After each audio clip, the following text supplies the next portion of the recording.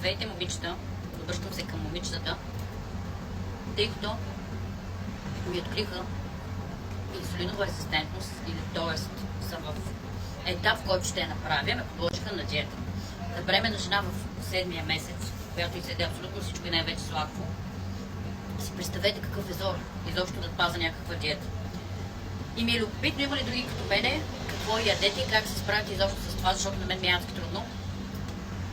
Не мога да спра да ям, особено сладко, а сега изобщо не мога да ям сладко. И се чудя какво точно да хапвам.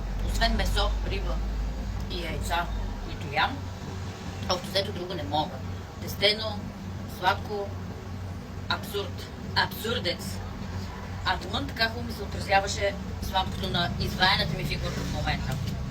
Та, мили момичета, ако някой има същия проблем, моля да сподели опита си и да каже какво точно яде и как се справи изобщо с това и дали като цяло е нормално такава строга диета. Защото аз мисля, не мога да се обясня как мога още 3 месеца да ни хапна нищо сладко.